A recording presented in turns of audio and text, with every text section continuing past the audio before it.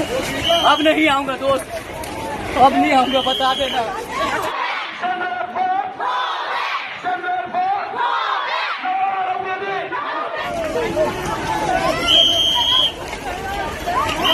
কালকে মাইক পিট করে দোকানে ঝালমুড়ি এসপিজি के দিয়ে তৈরি করিয়ে। दोस्तों, प्रधानमंत्री के खुद के गढ़ गुजरात में बवाल मचा हुआ है, गुजरात में हंगामा मचा हुआ है। पर इस देश के प्रधानमंत्री को तो पश्चिम बंगाल में झाल मुड़ी का मजा लेना है। दोस्तों, आपको बता दें कि किस तरीके से जो शुरुआत में मैंने आपको वीडियो दिखाई, ये वीडियो है गुजरात के सूरत की, कि किस तरीके से सूरत के रेलवे स्टेशन पर हजारों की संख्या में मजदूर कैसे पलायन करते हुए नजर आ रहे हैं। हजारों की संख्या में अपना सब कुछ छोड़कर कैसे इन मजदूरों ने अपने कंधे पर, अपने सरों पर बैग लाद कर भागते हुए जा रहे हैं। क्यों? क्योंकि इनके पास रहने की जगह नहीं, क्योंकि इनके पास गैस सिलेंडर नहीं, क्योंकि इनके पास दो वक्त की रोटी खाने के लिए भी गैस नहीं बची है। क्यों? क्योंकि इनकी क्षमता नहीं है कि वो 500 रुपए किलो की गैस खरीद ले, इनकी क्षमता नहीं है कि वो 4000 रुपए का सिलेंडर खरीद ले। इसीलिए तो तमाम सूरत की ये पूरी की पूरी वीडियो निकल कर आई, सूरत से ये तस्वीर निकल कर आई।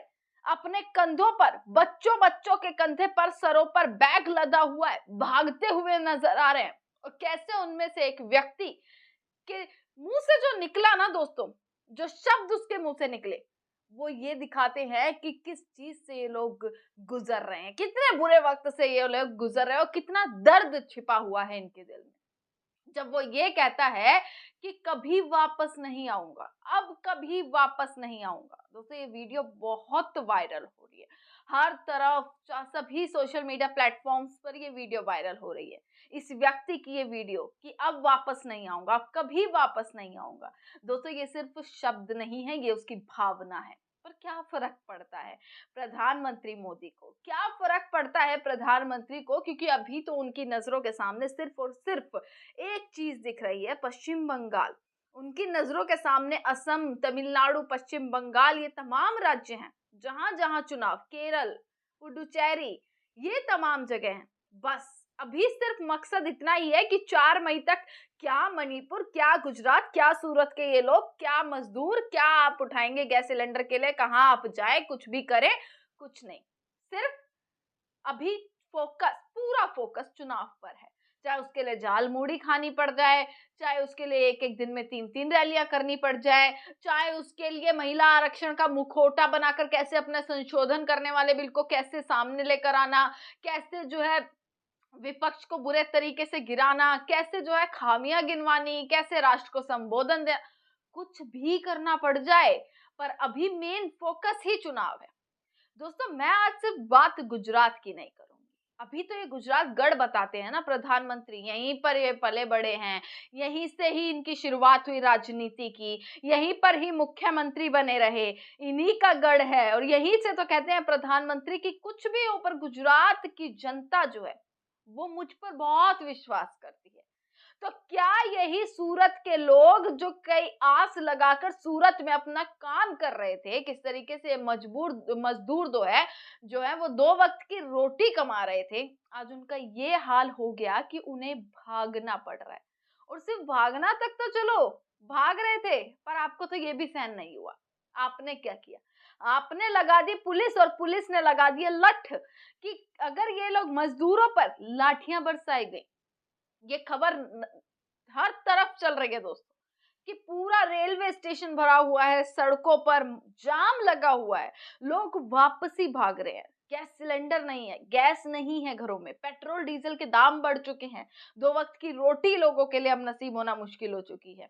प्रदेश के प्रधानमंत्री को झालमुड़ी खा लेंगे, चुनाव में 1-1 घंटे का भाषण दे देंगे, ये तमाम चीज करते हुए देश के प्रधानमंत्री नजर आ रहे हैं। ये सारी तमाम चीजें करते हुए ये सूरत की तस्वीर थी। अब आते हैं मणिपुर पर। दोस्तों, आप जानते ही होंगे मणिपुर भारत का ही हिस्सा है, पर शायद प्रधानमंत्री नरेंद्र मोदी इस चीज को नहीं जानते कि मणिपुर भारत का ही हिस्सा है। 2 साल से मणिपुर चल रहा था, 2 साल से, और आज भी मणिपुर में आग लगी हुई है।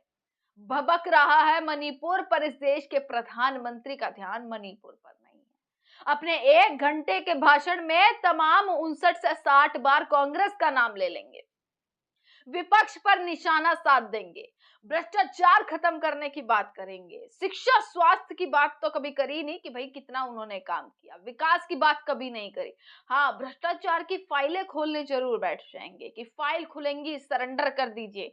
ये तमाम भाषा संसद में आते हैं तो कैसे किस तरीके की भाषा का इस्तेमाल करते हैं, ऐसा लगता है कि कोई भाषण नहीं बल्कि कोई कॉमेडी कर रहा हो, इस तरीके का कोई मजाक कर रहा हो। हंसते मुस्कुराते संसद में एक दूसरे का, विपक्ष का मजाक बनाते हुए नजर आते हैं, पर मुद्दों का क्या।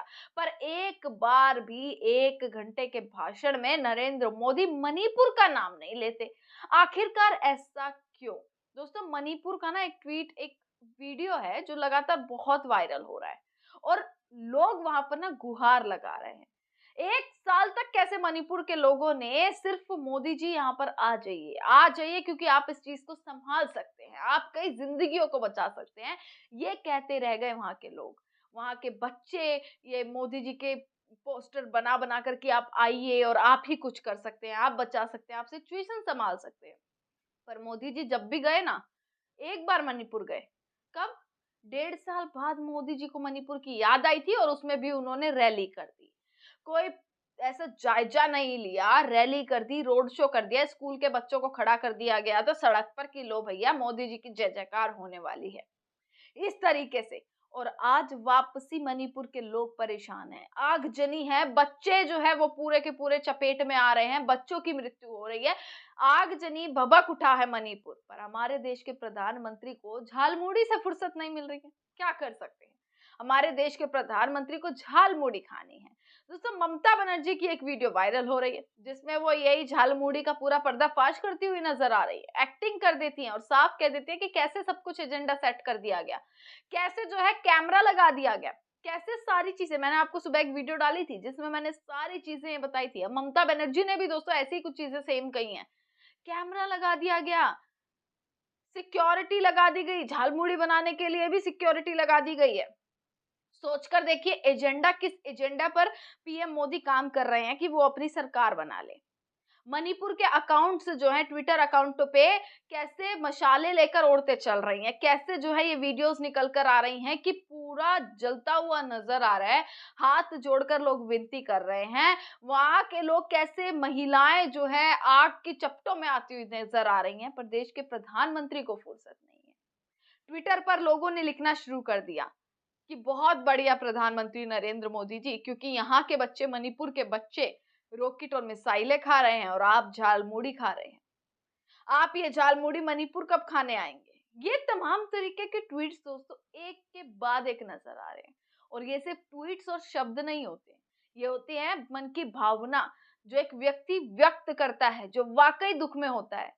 सूरत रेलवे स्टेशन की ये वीडियोस दोस्तों ये बता देती हैं, मणिपुर के अकाउंट्स और इनके ट्वीट और इनकी जिस तरीके से विनती करते हुए, गिड़गिड़ाते हुए नजर आ रहे हैं, ये बता देते हैं कि इनके भीतर क्या दुख है और किस चीज से ये लोग गुजर रहे हैं।